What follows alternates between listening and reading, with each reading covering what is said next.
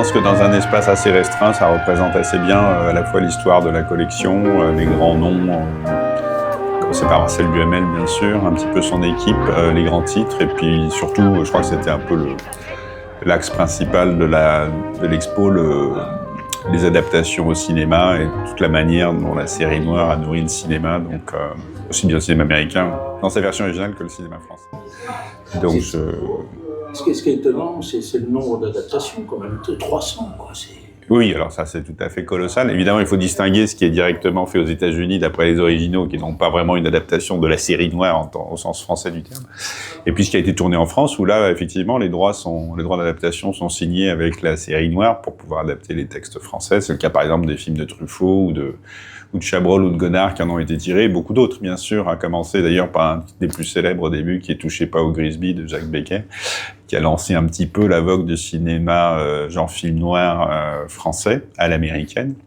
Et puis après, il y a aussi de grands films comme ceux de Jean-Pierre Melville, par exemple, Le Doulos, qui est également tiré d'une série noire française. Donc oui, c'est énorme et c'est formidable.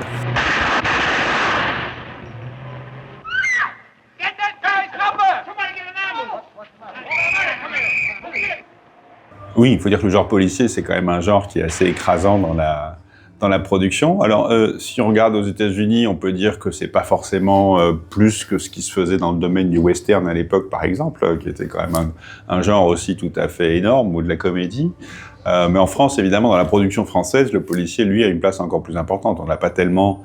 par exemple, le genre du western, il n'existe pas en France, etc. Donc, c'est un genre qui est très important, et en plus, je pense qu'il a une qualité, ce genre, c'est qu'il peut s'exporter facilement, c'est-à-dire que autant un roman western, c'est difficile à adapter en France ou au Japon, autant un roman de la série noire à l'origine en américain, on peut en faire un film français, on peut en faire un film japonais, comme Kurosawa l'a fait d'ailleurs. Donc il y a une sorte d'adaptabilité du genre criminel qui permet justement sa circulation et le fait que ça devienne une production mondiale très importante.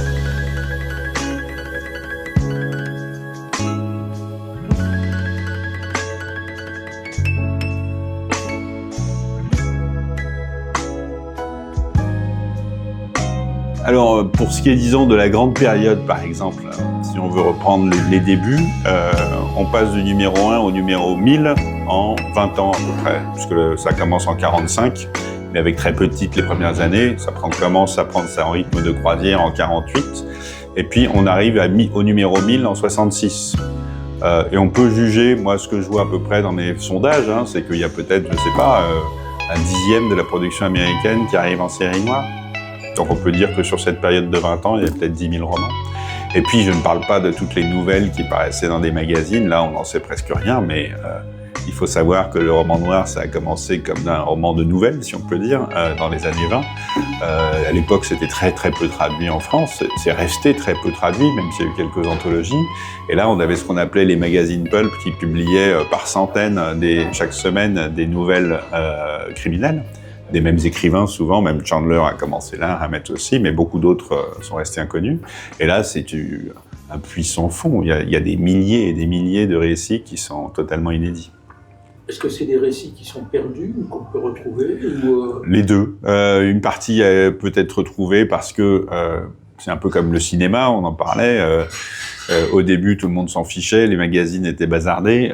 Assez rapidement, quand même, quelques collectionneurs un peu intelligents se sont dit finalement il y a des trésors là-dedans, il faut pas tout jeter. On commençait à rassembler des numéros épars. Je pense qu'on peut dire qu'une grande partie a disparu, mais que contrairement au cinéma, l'avantage des magazines, c'est qu'ils sont tirés quand même à 30, 50, 60 000 exemplaires. Donc on a toujours une chance d'avoir ressortir un exemplaire ici ou là.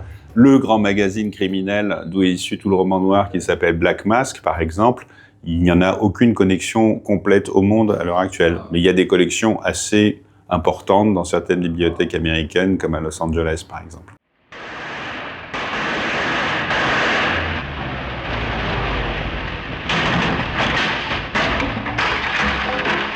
Parce que très vite, on voit des couvertures qui au départ étaient assez sages, un petit peu comme... je sais pas, les vieilles couvertures d'Arsène Lupin en France, avec des gentlemen à monocle et des femmes séduisantes. Tout d'un coup, elles basculent dans l'action pure, et quand on regarde les couvertures de Black Mask à partir de la fin des années 20, on a souvent des scènes de combats violents, des affrontements à main nue, des règlements de compte. Enfin, on est en pleine action tout de suite. Et on se rend compte que c'est ça l'important. C'est plus un roman policier à énigmes, c'est un roman d'action qui est et de violence qui est mis sur le devant de la scène. De toute manière, il se démarque d'abord parce que justement, l'énigme n'est plus privilégiée, c'est le conflit de personnages qui est privilégié. Ensuite, c'est l'authenticité. On sait que Hammett, qui est le grand inventeur du roman noir américain, était un ancien détective privé de l'agence Pinkerton et que il avait d'ailleurs commencé dans sa carrière d'écrivain à la fois comme romancier, comme critique. Il critiquait les romans policiers qui sortaient dans les journaux. Il disait toujours c'est n'importe quoi. Ces gens n'ont aucune idée de ce que c'est qu'un criminel, un détective, un service de police. Ils connaissent absolument rien au monde du crime. Et donc, il a, et avec lui beaucoup de gens qui l'ont imité, voulu donner une vision réaliste, effectivement, du monde criminel. Donc, il y a effectivement du social qui rentre par là, et puis du social qui rentre aussi beaucoup dans la langue, parce que ce qui a beaucoup changé avec Hammett et ses suiveurs, c'est qu'on est arrivé à un roman policier qui parle la langue du peuple, si on peut dire, la langue de l'époque, et pas cette espèce de langue littéraire un petit peu artificielle qui était la langue du roman énigme.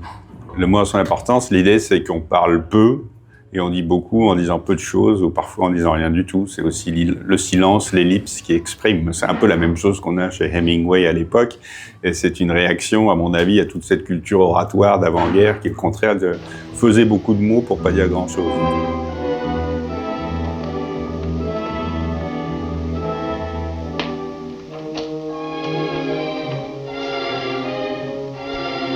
Morning.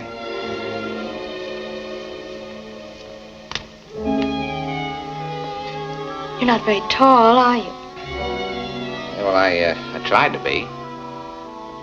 C'est un peu difficile d'essayer de résumer ça, mais pour essayer de faire simple, on peut dire que le roman noir tel qu'il naît dans les années 20, c'est un roman noir, comme on l'appelait à l'époque, hard-boiled, c'est-à-dire de dur à cuire, avec des personnages donc violents qui rendaient compte du monde de l'après-Première Guerre mondiale, un monde qui était envahi par la violence, à la fois la violence qu'avaient expérimenté les gens sur les champs de bataille, et puis la violence urbaine due à la montée du crime, notamment avec les gangs de Chicago, Al Capone et compagnie. Donc on a un roman qu'on peut dire social, mais en même temps un roman qui est très peu introspectif, qui se situe vraiment dans une espèce de représentation d'un monde absurde où les gens se tirent dessus pour presque rien et meurent pour pas grand-chose, qui était finalement un petit peu le monde de la Première Guerre mondiale. C'était un monde sans cause particulière, où les gens faisaient l'expérience d'une violence totale, sans aucune justification. Et finalement, c'est un petit peu ça qu'on trouve dans le monde assez absurde de Hammett, ou même dans le monde de Chandler, où on remarquera que, par exemple, tous les criminels sont des fous. Il n'y a aucune logique. Les criminels de Chandler, ce sont des gens qui sont manipulés par des pulsions plus ou moins malades, mais qui n'ont pas finalement de raison de tuer les gens qui tuent. Et puis, on a une évolution tout de même, je pense, à partir de la Deuxième Guerre mondiale, où on a un roman noir qui commence d'ailleurs déjà chez James Cain avec La Crise, et qui est un roman beaucoup plus subjectif, on pourrait dire, qui est un peu le roman à ce moment-là de l'aventure intérieure d'une personne. Souvent qui n'est plus du tout un professionnel du crime ou de la détection comme c'était le cas autrefois. On voit s'effacer un peu le détective privé et on voit monter en puissance soit le criminel d'occasion, un peu comme chez James Cain, c'est le pauvre type qui bascule dans le crime parce qu'il tombe amoureux d'une femme ou parce qu'il a besoin d'argent ou les deux à la fois.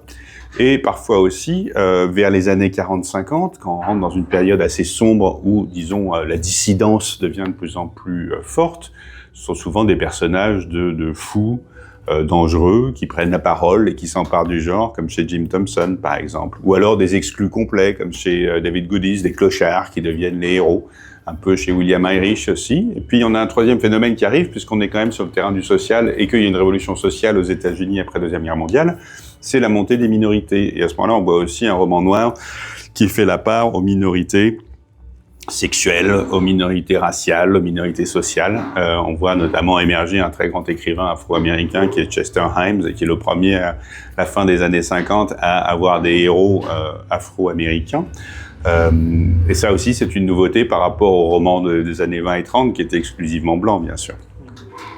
Je pense que c'est une grande évolution au sens où ce n'est plus un roman, disons, de classe sociale, riche contre pauvre, mais c'est un roman où finalement se joue la reconnaissance de minorités, de groupes sociaux, comme on dirait aujourd'hui, minorés ou invisibilisés, qui se reconnaissent et émergent à travers ce roman noir, ce qui lui donne finalement quelque chose d'assez pionnier sur le plan social. Dans les années 50, par exemple, on voit des polars homosexuels ou des polars africains-américains qui traitent de manière très sérieuse des questions de discrimination qui n'étaient pas vraiment présentes ailleurs dans le roman mainstream, on pourrait dire.